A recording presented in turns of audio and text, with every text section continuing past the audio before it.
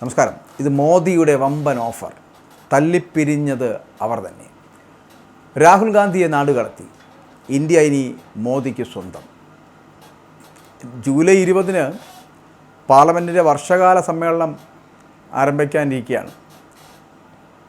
ഈ വനിതാ സംവരണം 2029 കൊണ്ടുവരുന്നതിനുള്ള പുതിയ ഭരണഘടനാ ഭേദഗതി ബില്ല്, കൂടാതെ ഈ ലോക്സഭയിലെ സീറ്റുകളുടെ കാര്യം 543 നിന്ന് 850 വരെയായി ഉയർത്തുന്നതിനുള്ള മണ്ഡല പുനർനിർണയം. അപ്പോൾ ഈ ഡീലിമിറ്റേഷൻ ബില്ലടക്കം പാസ്സാക്കണം. അപ്പോൾ ഈ ബില്ലുകളൊക്കെ പാസ്സാക്കാൻ ഉറച്ചുകൊണ്ട് BJP നേതൃത്വം നൽകുന്ന NDA സർക്കാർ മുന്നോട്ട് പോകുന്നു.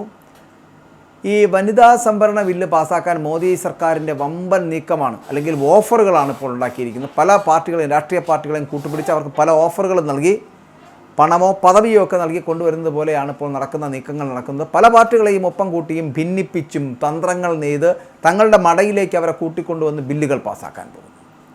അതിനുശേഷം ഈ MPമാരുടെ അവസ്ഥ എന്താകുമെന്ന് കണ്ടറിയാം. അത് അവർക്ക് പോലും അറിയില്ല. ഇനി NDAയിൽ എത്തിച്ചേരാനുള്ളത് കക്ഷികളെന്ന് പറയപ്പെടുന്നത് ഇപ്പോൾ കോൺഗ്രസിനോട് ഇടഞ്ഞു നിൽക്കുന്ന DMKയും മറ്റൊന്ന് NCPയുമാണ്.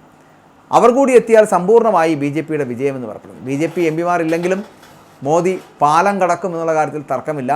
ഇന്ത്യ മുന്നണി തരിശുനിലയായി മാറും. ഒപ്പം തന്നെ രാഹുൽ ഗാന്ധിയെ നാടുകടത്തും.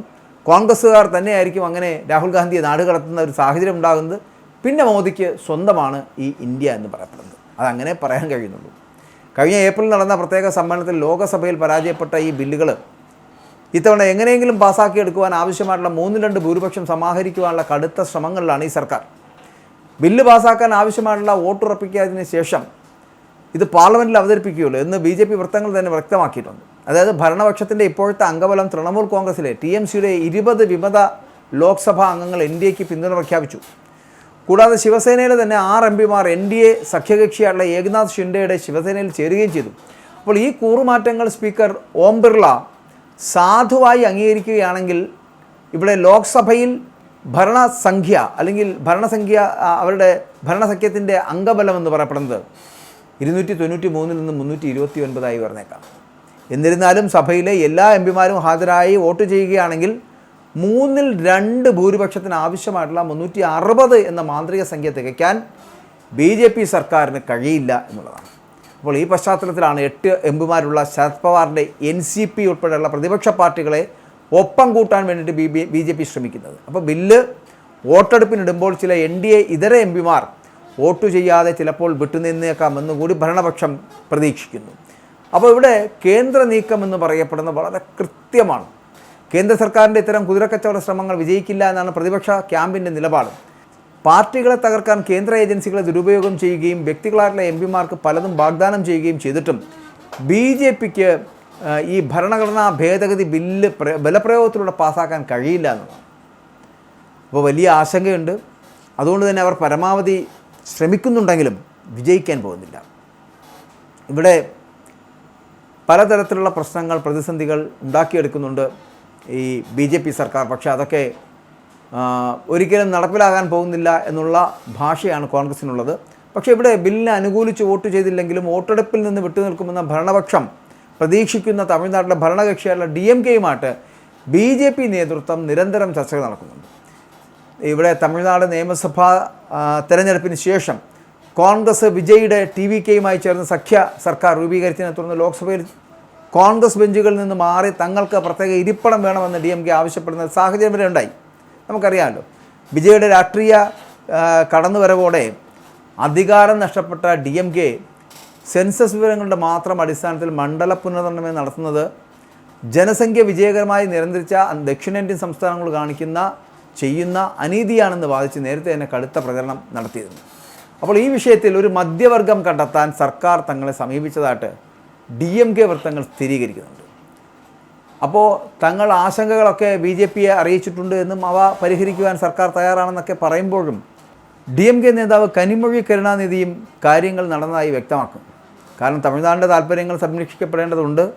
ജനസംഖ്യാ നിയന്ത്രണം വിജയകരമായിട്ട് നടപ്പാക്കിയതിന് ഈ ദക്ഷിണേന്ത്യൻ സംസ്ഥാനങ്ങൾ ശിക്ഷിക്കപ്പെടാൻ ഞങ്ങൾ അനുവദിക്കില്ല എന്നൊക്കെ DMK പറയുമ്പോഴും അവരെ വിശ്വസിക്കാൻ കഴിയാതായി പോകുന്നു. അവരിൽ നിന്നൊരു വിഭാഗം BJPയുടെ NDAയുടെ ഭാഗമാവുകയാണെന്നുണ്ടെങ്കിൽ അതവർക്ക് പ്രതീക്ഷ കൂടുതൽ നൽകുന്നതാണ്. അപ്പോൾ പ്രതിപക്ഷ നിരയിൽ ഭിന്നത ഉണ്ടാകാതിരിക്കാൻ കോൺഗ്രസും DMKയും സമീപിച്ചിരിക്കുകയാണ്. ഏപ്രിലിൽ ലോക്സഭയിൽ ബില്ല് പരാജയപ്പെടുത്തുവാൻ പ്രതിപക്ഷം ഒന്നിച്ചു നിന്നിരുന്നു. DMK തലവൻ MK സ്റ്റാലിനാണ് അന്ന് ബില്ല് കത്തിക്കുകയും സർക്കാരിൻ്റെ മണ്ഡല പുനർനിർണയ നീക്കത്തിനെതിരെ ക്യാമ്പയിൻ നയിക്കുകയൊക്കെ ചെയ്തത്.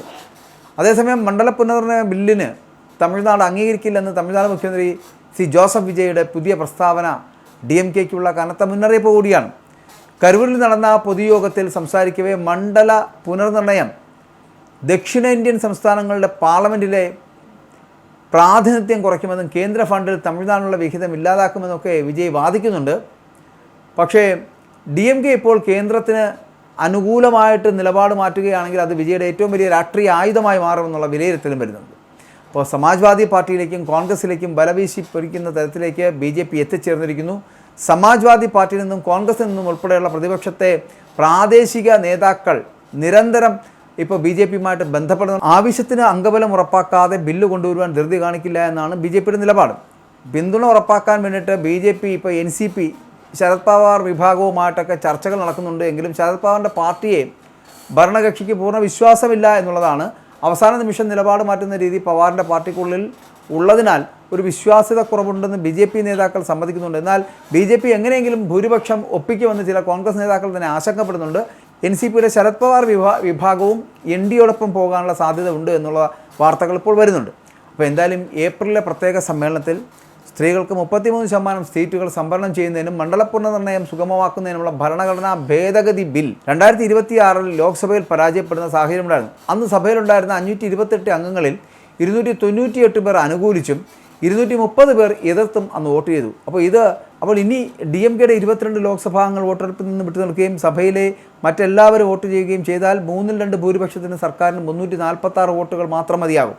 ഇത് നേടിയെടുക്കാൻ കഴിയുമെന്നാണ് BJPയുടെ ഇപ്പോഴത്തെ കണക്കുകൂട്ടൽ എന്ന് പറയപ്പെടുന്നത്. അങ്ങനെയാണെങ്കിൽ പ്രതിപക്ഷത്തെ ഒപ്പം കൂട്ടാൻ സർക്കാർ ചില നിയമങ്ങളിൽ അയവ് വരുത്തുവാനും തയ്യാറായിട്ടുണ്ട്. ഗുരുതരമായിട്ടുള്ള കുറ്റകൃത്യങ്ങൾക്ക് 30 ദിവസത്തെ തടങ്കലിന് ശേഷം മന്ത്രിമാരെ സ്വയമേവ അവരുടെ പദവിയിൽ നിന്ന് പുറത്താക്കുന്ന വ്യവസ്ഥയ്ക്ക് പകരം അവരെ സസ്പെൻഷൻ ചെയ്യാനുള്ള വ്യവസ്ഥയിലേക്ക് മാറ്റാൻ അപരാജിത സാരംഗി നേതൃത്വം നൽകുന്ന ജോയിൻറ്റ് പാർലമെൻ്ററി കമ്മിറ്റി തീരുമാനിക്കുകയും ചെയ്തിരിക്കുന്നു. അപ്പോൾ ഒരു നിശ്ചിത കാലയളവിനുള്ളിൽ കുറ്റവിമുക്തനാക്കപ്പെടുകയോ പ്രോസിക്യൂഷൻ പരാജയപ്പെടുകയോ ചെയ്താൽ സസ്പെൻഷൻ റദ്ദാക്കുമെന്ന് പറയപ്പെടുന്ന ഒരു സൺസെറ്റ് ക്ലോസ് അത് JPC തങ്ങളുടെ കരട് റിപ്പോർട്ടിൽ ചേർത്തിട്ടുണ്ട്. അപ്പോൾ നിയമം ദുരുപയോഗം ചെയ്യപ്പെടുമെന്ന പ്രതിപക്ഷത്തിൻ്റെ ആശങ്കകൾ പരിഹരിക്കാൻ വേണ്ടിയിട്ടാണിത്.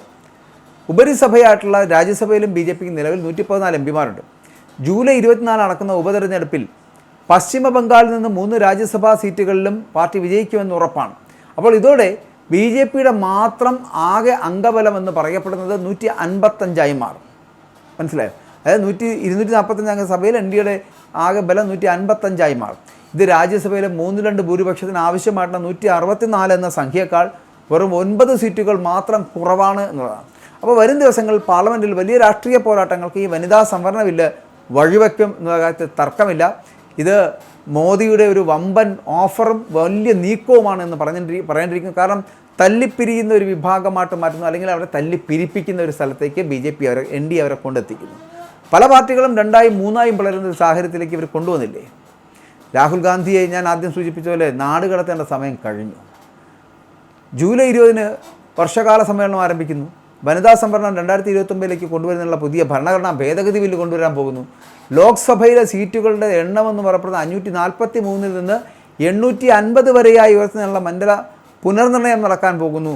അതുകൊണ്ട് ആ ഡീലിമിറ്റേഷൻ അടക്കമുള്ള കാര്യങ്ങൾ അതിൻ്റെ ബില്ലും പാസ്സാക്കാൻ വെച്ചുകൊണ്ട് BJP നേതൃത്വം നൽകുന്ന NDA സർക്കാർ വനിതാ സംവരണ ബില്ല് പാസ്സാക്കാൻ വേണ്ടിയിട്ട് മോദി സർക്കാരിൻ്റെ വലിയ നീക്കങ്ങൾ, വലിയ ഓഫറുകൾ സംഭവിക്കാൻ പോകുന്നു. അപ്പോൾ ഇവിടെ പല പാർട്ടികളെയും ഒപ്പം പിടിച്ചുകൊണ്ട് ഒപ്പം കൂട്ടിക്കൊണ്ട് ഭിന്നിപ്പിച്ചും തന്ത്രങ്ങൾ നെയ്തും തങ്ങളുടെ മടയിലേക്ക് അവരെ കൂട്ടിക്കൊണ്ടുവന്ന് ബില്ലുകളൊക്കെ പാസ്സാക്കിയെടുക്കുന്ന ഒരു സാഹചര്യമാണ് BJP എടുക്കുന്നത്. അതിനുശേഷം ആ MPമാരുടെ അവസ്ഥ എന്താകും എന്നതിനെക്കുറിച്ച് അവർക്ക് പോലും അറിയില്ല. ഇത് ഈ ചില പാർട്ടി MPമാരുടെ മാത്രം ഗതികേടായി തീരുമെന്നുള്ള കാര്യത്തിലും തർക്കമില്ല. ഇവിടെ ഇനി NDAയിൽ എത്തിച്ചേരാനുള്ളത് കോൺഗ്രസിനോട് ഇടഞ്ഞു നിൽക്കുന്ന DMKയും NCPയും മാത്രമാണ്. അവർ കൂടി എത്തിയാൽ സമ്പൂർണ്ണ വിജയത്തിലേക്ക് BJP എത്തിച്ചേരും. BJP MPമാർ ഇല്ലെങ്കിൽ പോലും മോഡി പാലം കടക്കുമെന്നുള്ളൊരവസ്ഥയിലേക്ക് എത്തിയിരിക്കുന്നു. ഇന്ത്യ മുന്നണി തരിശു നിലമായിട്ട് മാറുന്ന ഒരു സാഹചര്യത്തിലേക്ക് പോകുന്നു. മാത്രമല്ല രാഹുൽ ഗാന്ധിയെ അടക്കം നാട് കടത്തിയാലേ ഈ പാർട്ടി നന്നാവുകയുള്ളൂ എന്ന് വിശ്വസിക്കുന്ന കോൺഗ്രസ്സുകാർ അടക്കമുണ്ട്. അവർ തന്നെ രാഹുൽ ഗാന്ധിയെ നാട് കടത്തും എന്നുള്ള കാര്യത്തിലും തർക്കമില്ല. അപ്പോൾ മോദിക്ക് സ്വന്തമാണ് ഈ ഇന്ത്യ.